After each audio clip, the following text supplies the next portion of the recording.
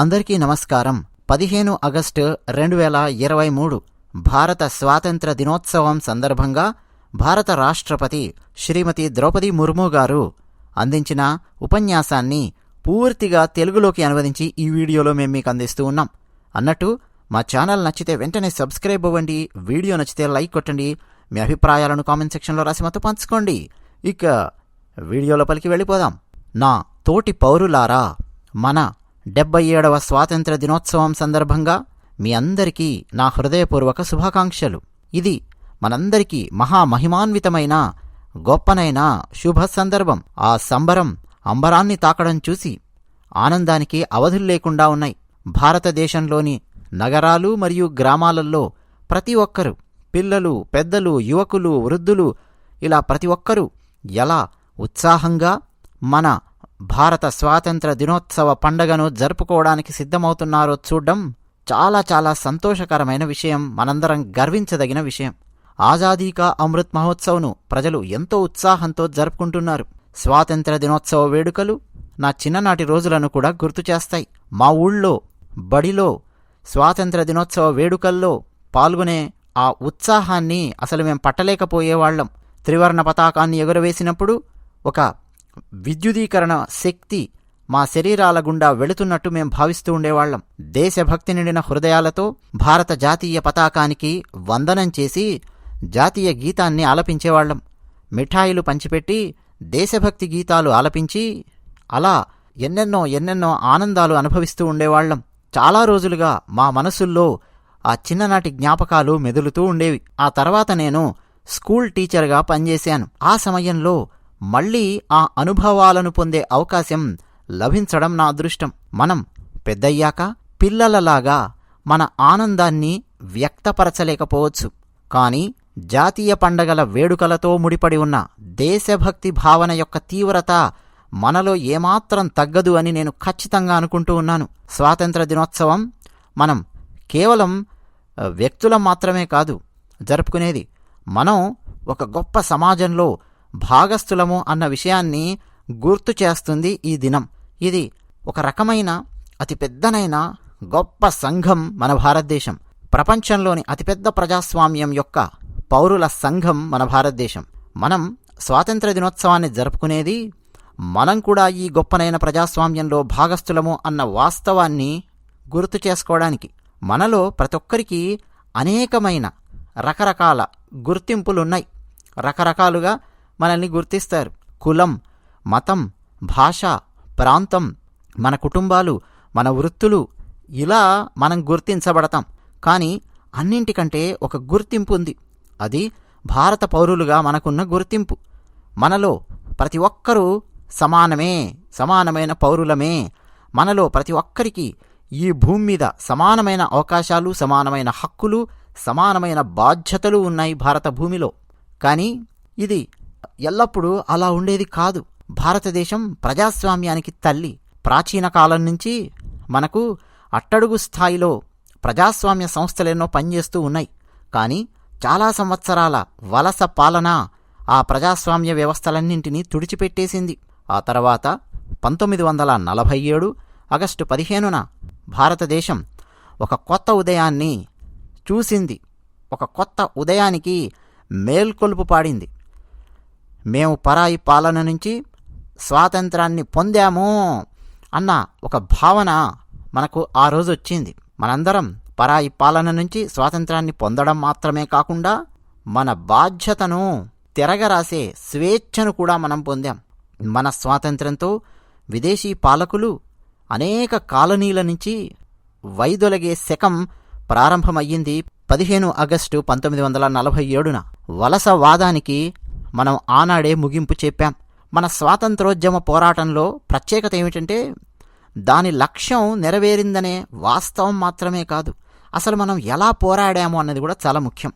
మహాత్మాగాంధీ గారి నాయకత్వంలో అసామాన్యమైన దార్శనికత కలిగిన నాయకుల గెలాక్సీలో మన జాతీయ ఉద్యమం ఒక ప్రత్యేకమైన ఆదర్శాల ద్వారా అది సాధించబడింది.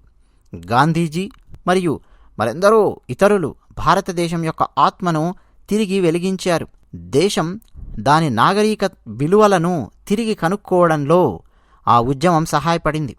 భారతదేశం యొక్క ప్రకాశవంతమైన గొప్పనైన మార్గాలను అనుసరించి మనం ప్రతిఘటిస్తూ ఆ ప్రతిఘటనకు మూల స్తంభాలైన సత్యము మరియు అహింస వీటన్నింటితో మనం విజయం సాధించాం. ఇదే ఆ తర్వాత ప్రపంచవ్యాప్తంగా అనేక రాజకీయ పోరాటాలలో విజయవంతంగా ఉపయోగించబడింది. స్వాతంత్ర దినోత్సవం సందర్భంగా భారతదేశం తన త్యాగాల వల్ల దేశాలలో తనకు సముచిత స్థానాన్ని తిరిగి పొందేలా చేసిన మనకు తెలిసిన మరియు మనకు తెలియని భారత స్వాతంత్ర సమర యోధులకు కృతజ్ఞతతో నివాళులు అర్పించడంలో నా తోటి పౌరులతో ఈరోజు కూడా నేను సిద్ధంగా ఉన్నాను. మాతంగిని హజ్రా మరియు కనక్లతా బారుహ్ లాంటి గొప్ప గొప్ప మహిళా స్వాతంత్ర సమరయోధులు భారతమాత కోసం తమ ప్రాణాలను అర్పించారు. మా కస్తూర్బా సత్యాగ్రహం యొక్క కష్టమైన మార్గంలో అడుగడుగునా జాతిపిత మహాత్మాగాంధీ గారితో ఆమె నడిచింది, ఆయనను అనుసరించింది. సరోజినీ నాయుడు, అమ్ము స్వామినాథన్, రమాదేవి, అరుణా అసఫ్ అలీ, ఇంకా సుచేతా కృపలాని లాంటి ఎందరో మహిళా నాయకులు భావితరాల మహిళలందరికీ స్ఫూర్తిదాయకమైన ఆదర్శాలను అందించి దేశానికి మరియు సమాజానికి ఆత్మవిశ్వాసంతో సేవ చేయాలని సూచించారు. నేడు మహిళలు అభివృద్ధి ఇంకా ఎన్నెన్నో రంగాలలో విస్తృతంగా సహకరిస్తూ భారతదేశం యొక్క గర్వాన్ని పెంచుతూ ఉన్నారు. భారతదేశం గర్వంగా తలెత్తుకునేలా చేస్తున్నారు మహిళలు. కొన్ని దశాబ్దాల క్రితం మహిళల భాగస్వామ్యం కనీసం ఊహకు కూడా అందేది కాదు.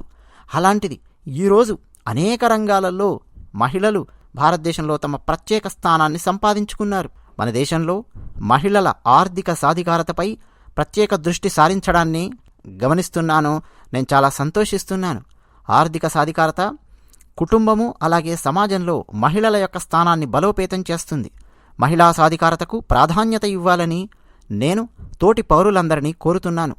మన సోదరీమణులు, మన కుమార్తెలు సవాళ్లను ధైర్యంగా అధిగమించి జీవితంలో ముందుకు కొనసాగాలని నేను కోరుకుంటున్నాను. మన స్వాతంత్రోద్యమ పోరాటంలో మహిళల అభివృద్ధి అది ఎంత ఆదర్శవంతమైనదో మనం గుర్తించి తీరాల్సిందే. స్వాతంత్ర దినోత్సవం మన చరిత్రతో మళ్ళీ మనం కనెక్ట్ అయ్యే ఒక అత్యద్భుతమైన సందర్భం. ఇది మన వర్తమానాన్ని అంచనా వేయడానికి మరియు మనం భవిష్యత్తులో ముందుకు వెళ్లే మార్గాన్ని ప్రతిబింబించే గొప్ప సందర్భం 15 ఆగస్టు అంటే. వర్తమానాన్ని పరిశీలిస్తే భారతదేశం ప్రపంచ వేదికపై తన సముచిత స్థానాన్ని తిరిగి పొందడమే కాకుండా అంతర్జాతీయ క్రమంలో తన స్థానాన్ని పెంచుకుంటున్నట్టు మనకు సుస్పష్టంగా కనిపిస్తోంది. నేను సందర్శించినప్పుడు ఆ సమయంలో ప్రవాస భారతీయుల ఆ సభ్యులతో పరస్పర చర్చలు జరిగే సమయంలో భారతదేశం యొక్క ప్రస్తుత పరిస్థితిపై కొత్త విశ్వాసం నెలకొని ఉండడాన్ని నేను గమనించాను. ప్రపంచవ్యాప్తంగా అభివృద్ధి మరియు మానవతా లక్ష్యాలను ప్రోత్సహించడంలో భారతదేశం కీలక పాత్ర పోషిస్తోంది. అంతర్జాతీయ ఫోరంల నాయకత్వాన్ని, ముఖ్యంగా G20 అధ్యక్ష పదవిని కూడా భారతదేశం చేపట్టింది. G20 ప్రపంచ జనాభాలో 2/3 మంది ప్రాతినిధ్యం వహిస్తున్నందున ప్రపంచ ప్రసంగాన్ని సరైన దిశలో రూపొందించడంలో సహాయపడడానికి ఇదొక ప్రత్యేకమైన అవకాశంగా భావిస్తున్నాం. G20 ప్రెసిడెన్సీతో భారతదేశం యొక్క వాణిజ్యం అలాగే భారతదేశం యొక్క ఫైనాన్స్లో నిర్ణయాధికారాన్ని సమానమైన పురోగతి వైపు భారతదేశం నడిపించగలదు. వాణిజ్యం అలాగే ఫైనాన్స్కు అతీతంగా మానవ అభివృద్ధికి సంబంధించిన అంశాలు కూడా G20 ఎజెండాలో ఉన్నాయి. మొత్తం మానవాళికి సంబంధించిన అనేక ప్రపంచ సమస్యలు G20 ఎజెండాలో ఉన్నాయి. భౌగోళిక సరిహద్దుల సమస్యల ద్వారా మాత్రమే పరిమితం కాలేదు.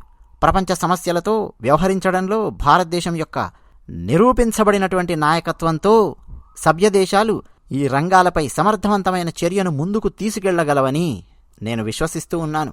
G20 భారతదేశం అధ్యక్ష పదవిని పొందింది. G20లో మనం గమనించాల్సింది ఏంటంటే ఈ దౌత్య కార్యకలాపాలను అట్టడుగు స్థాయి నుంచి అత్యున్నతమైన స్థాయికి తీసుకెళ్లిన విధానం మనం ప్రస్తుతం భారతదేశంలో గమనించవచ్చు. ప్రజల భాగస్వామ్యాన్ని అట్టడుగు స్థాయి నుంచి పై స్థాయి దాకా ప్రోత్సహించడాన్ని మనం గమనించవచ్చు. ప్రజలందరినీ అందులో మమేకం చేయడాన్ని మనం గమనించవచ్చు. ప్రజల భాగస్వామ్యాన్ని ప్రోత్సహించడానికి అత్యద్భుతమైన ప్రచారం జరిగింది. ఉదాహరణకు పాఠశాలలు అలాగే కళాశాలల్లో G20 యొక్క ఇతివృత్తాలను స్పృశిస్తూ నిర్వహించబడుతున్న విభిన్నమైన పోటీలలో విద్యార్థులు ఎంతో ఉత్సాహంగా పాల్గొనడాన్ని మనం చూస్తూ ఉన్నాం. చాలా ఆనందంగా ఉంది. G20కి సంబంధించి ఈవెంట్ల పట్ల పౌరులందరూ ఉత్సాహంగా ఉన్నారు. ఈ ఉత్సాహం సాధికారత భావనతో పాటు సాధ్యమయ్యింది. ఎందుకంటే దేశం అన్ని రంగాలలో గొప్ప ప్రగతిని సాధిస్తోంది. భారతదేశ ఆర్థిక వ్యవస్థ కల్లోల సమయాలలో మాత్రమే కాకుండా ఇతరులకు ఆశా జ్యోతిగా కూడా నిరూపించబడింది. ప్రపంచ ఆర్థిక వ్యవస్థ సున్నితమైన దశ గుండా ప్రస్తుతం ప్రయాణం చేస్తోంది. ఎందుకంటే మహమ్మారి తర్వాత అంతర్జాతీయ సంఘటనలు అనిశ్చితికి జోడించబడ్డాయి. ప్రపంచంలో అనిశ్చితి ఉంది. అయినప్పటికీ తుఫాను జలాలను ప్రభుత్వం బాగా నావిగేట్ చేయగలిగింది. తుఫానులో కూడా మొత్తం ప్రపంచమంతా ఊగిసలాడుతున్నటువంటి సమయంలో కూడా భారత ప్రభుత్వం చాలా చక్కగా నావిగేట్ చేస్తూ ముందుకు దూసుకెళ్ళింది. భారతదేశం సవాళ్లను అవకాశాలుగా మార్చుకుంది. అంతేకాదు అత్యధిక జీడీపీని నమోదు చేసింది. అన్నదాత రైతులు మన ఆర్థికాభివృద్ధికి విశేషమైన కృషి చేశారు. దేశం ఎప్పుడూ రైతులకు రుణపడి ఉంటుంది. ప్రపంచ స్థాయిలో ద్రవ్యోల్బణం ఆందోళన కలిగిస్తోంది. కానీ భారతదేశంలో ప్రభుత్వం అలాగే రిజర్వ్ బ్యాంకు దీనిని నియంత్రించగలిగాయి. అధిక ద్రవ్యోల్బణం నుంచి సామాన్య ప్రజలను రక్షించడంలో భారత ప్రభుత్వం విజయం సాధించింది. అలాగే పేదలకు మరింత విస్తృతమైన భద్రతను భారత ప్రభుత్వం అందించింది. ప్రపంచ ఆర్థిక వృద్ధి కోసం ప్రపంచం భారత్ వైపు చూస్తోంది. నిరంతర ఆర్థిక పురోగతి ద్విముఖ వ్యూహంతో నడపబడుతోంది. ఒకవైపు వ్యాపారాన్ని సులభతరం చేయడమే కాకుండా మరోవైపు ఉద్యోగ అవకాశాలను సృష్టించడం ద్వారా సంస్థ యొక్క శక్తులను పురికొల్పడానికి నిరంతరం భారత ప్రభుత్వం నుంచి ప్రోత్సాహం సుస్పష్టంగా కనిపిస్తోంది. ఇంకోవైపు నిరుపేదల కోసం చురుకైన మరియు విస్తరించిన సంక్షేమ కార్యక్రమాలు వివిధ డొమైన్లలో విజయవంతంగా తీసుకోబడ్డాయి. గత దశాబ్దంలో పేదరికం నుంచి పెద్ద సంఖ్యలో ప్రజలను బయటికి తీసుకొచ్చిన మన భారత ప్రభుత్వ విధానాలు అలాగే చర్యలలో అణగారిన వారికి ప్రాధాన్యత ఇవ్వడమే ప్రధానమైన అంశం. అదేవిధంగా గిరిజనుల స్థితిగతులను మెరుగుపరచడానికి, పురోగతి ప్రయాణంలో చేరడానికి వారిని ప్రోత్సహించడంలో నిర్దిష్టమైన కార్యక్రమాలు జరుగుతున్నాయి.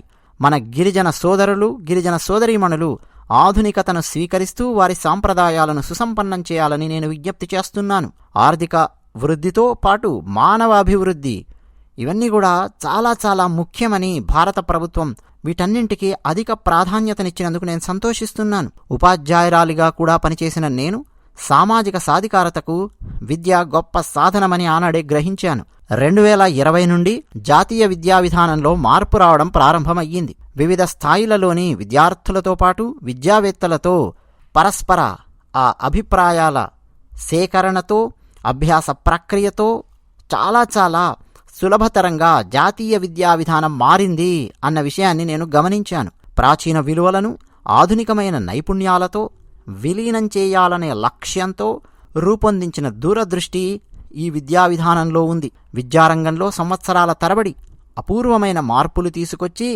దేశం యొక్క గొప్ప పరివర్తనకు ఇది దారితీయబోతోంది. భారతదేశం ఆర్థిక పురోగతి దాని ప్రజలు కన్న కలలను ఎలా నెరవేర్చబోతుందో మనం చూడొచ్చు. ప్రత్యేకించి అపరిమితమైన అవకాశాలు నేటి యువతరానికి తెరవబడ్డాయి. స్టార్టప్ల నుంచి క్రీడల వరకు మన యువత శ్రేష్ఠత యొక్క గొప్ప హద్దులను అన్వేషించారు. నవభారత ఆకాంక్షలకు అనంతమైన కోణాలున్నాయి. భారత అంతరిక్ష పరిశోధనా సంస్థ కొత్త శిఖరాలను తాకుతూ అత్యుత్తమమైన ప్రమాణాలను, రికార్డులను నెలకొల్పుతోంది. ఈ సంవత్సరం ఇస్రో చంద్రయాన్ 3ని ప్రారంభించింది. దాని పేరు విక్రమ్. అంతేకాదు ప్రజ్ఞాన్ అనే రోవర్ కొద్ది రోజుల్లో చంద్రునిపై ల్యాండ్ అవబోతోంది. ఇది మనందరికీ గర్వకారణం. దానికోసం నేను చాలా ఉత్సాహంగా ఎదురు చూస్తున్నాను. కానీ ఆ చంద్రునికి సంబంధించిన మిషన్ మన భవిష్యత్ అంతరిక్ష కార్యక్రమాలకు ఒక మెట్టు మాత్రమే. మనం ఇంకా చాలా ముందుకెళ్ళాలి, వెళ్ళి తీరతాం. అంతరిక్షంలో అలాగే భూమిపై వాళ్ళ కృషికి మన శాస్త్రవేత్తలు, మన సాంకేతిక నిపుణులు దేశానికి ఎన్నెన్నో ప్రశంసలను అంతర్జాతీయంగా తెచ్చిపెడుతున్నారు. పరిశోధన, ఆవిష్కరణలు, వ్యవస్థాపక స్ఫూర్తిని పెంపొందించడానికి ప్రభుత్వం అనుసంధాన్ నేషనల్ రీసెర్చ్ ఫౌండేషన్ను ఏర్పాటు చేస్తోంది. దాని మొత్తం వచ్చే 5 ఏళ్లకు 50,000 కోట్ల రూపాయలు. ఫౌండేషన్ మన కళాశాలలు, మన విశ్వవిద్యాలయాలు, పరిశోధనా సంస్థలలో పరిశోధన కోసం ఈ డబ్బు కేటాయిస్తూ ఉన్నారు. ఎంత అద్భుతమైన ప్రోత్సాహమో కదా ఇది. మనకు సైన్స్ లేకపోతే విజ్ఞానం ఏదైనా సరే అంతిమ లక్ష్యం కావు. సైన్స్ మనకు అంతిమం కాదు, విజ్ఞానం మనకు అంతిమం కాదు. ప్రజల యొక్క అభివృద్ధికి సైన్స్ ఒక సాధన మాత్రమే, ప్రజల అభివృద్ధికి విజ్ఞానం ఒక సాధన మాత్రమే. ప్రపంచవ్యాప్తంగా ఉన్న శాస్త్రవేత్తలు మరియు విధాన రూపకర్తల తక్షణ దృష్టిని ఆకర్షించే ఒక ప్రాంతంలో వాతావరణ మార్పు కావచ్చు, ఏదైనా కావచ్చు, ప్రజల అభివృద్ధిని కాంక్షించడమే లక్ష్యంగా సైన్స్ మన భారతదేశంలో సాగుతుంది. మేము ఈ మధ్య కాలంలో కొన్ని వాతావరణ పరిస్థితులను గమనించాం, మనందరం చూశాం. భారతదేశంలోని కొన్ని ప్రాంతాలు అసాధారణమైన వరదలను ఎదుర్కొన్నాయి. అదే సమయంలో కొన్ని ప్రాంతాలు అసాధారణమైన కరువును ఎదుర్కొంటూ ఉన్నాయి. ఈ సంఘటనలు గ్లోబల్ వార్మింగ్ యొక్క రూపాలే అన్న విషయం ప్రపంచవ్యాప్తంగా చర్చకొస్తోంది. అందువల్ల పర్యావరణం కోసం స్థానిక, జాతీయ, ప్రపంచ స్థాయిలలో ప్రయత్నాలు చేయడం అవసరం. ఈ నేపథ్యంలో పునరుత్పాదక ఇంధన రంగంలో అపూర్వమైన లక్ష్యాలను సాధించడం గమనార్హం.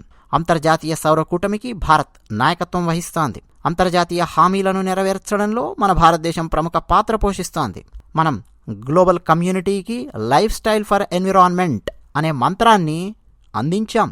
విపరీతమైన వాతావరణ పరిస్థితులు అందరినీ ప్రభావితం చేస్తాయి, కానీ వాటి ప్రభావం పేదలు, అట్టడుగు వర్గాలపై చాలా తీవ్రంగా ఉంటుంది. నగరాలు అలాగే కొండ ప్రాంతాలు సంతోషంగా ఉండాలి. ఇక్కడ పెద్ద విషయం ఏంటంటే దురాశ.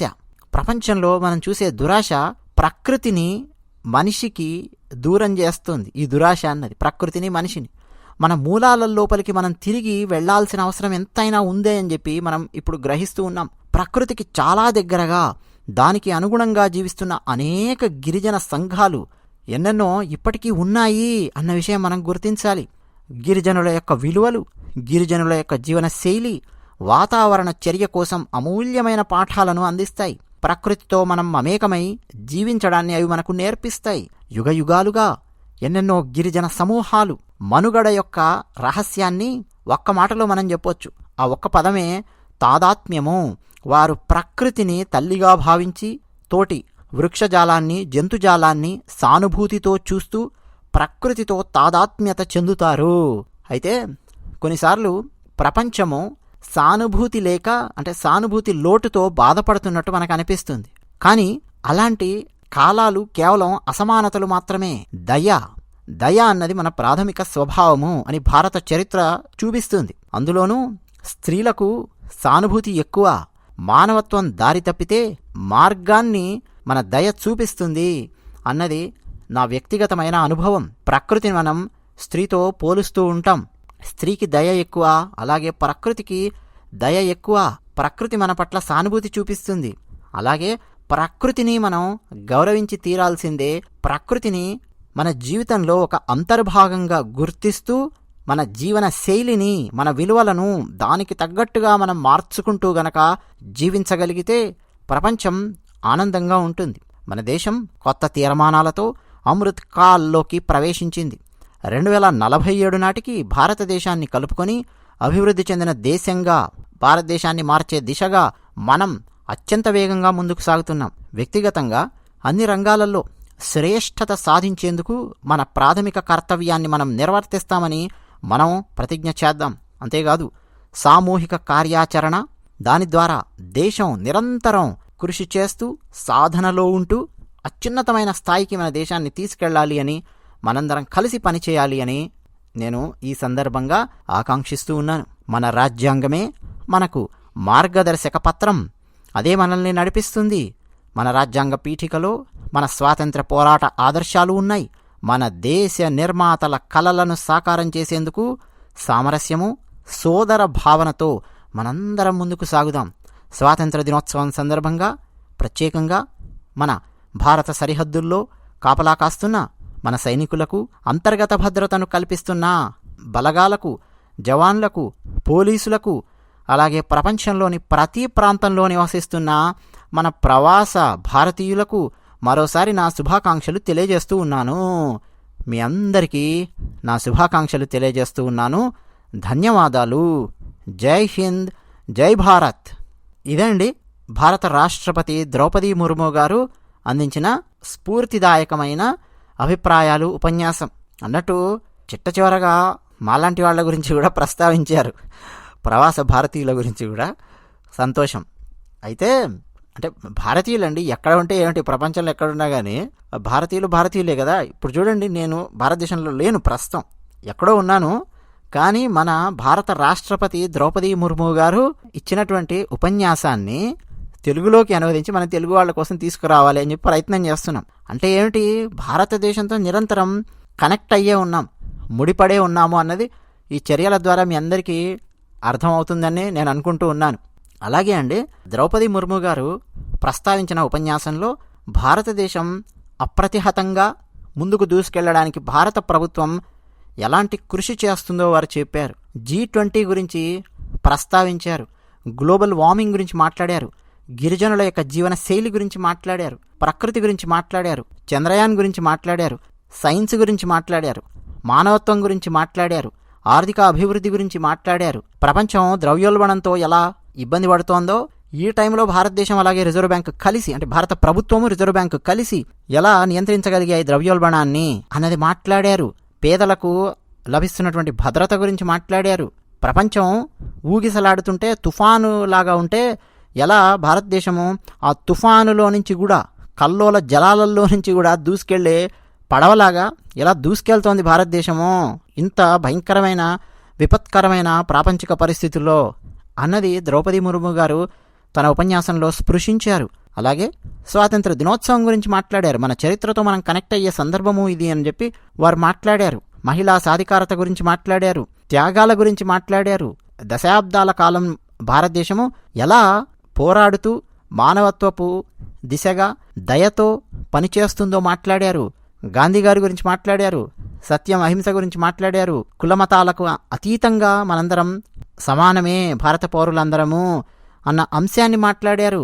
ఇట్లా అంతేకాదు, తన చిన్నప్పుడు స్కూల్లో తన వేడుకలలో పాల్గొన్నప్పుడు ఎట్లా అనిపించేది తనకు అంటే, ఒక విద్యుత్, ఒక శక్తి, విద్యుదీకరణ శక్తి ఒకటి శరీరం గుండా ఎలా ప్రవహిస్తూ ఉండేది. త్రివర్ణ పతాకాన్ని ఎగురవేసినప్పుడు దేశభక్తితో హృదయాలు ఎలా నిండేవి.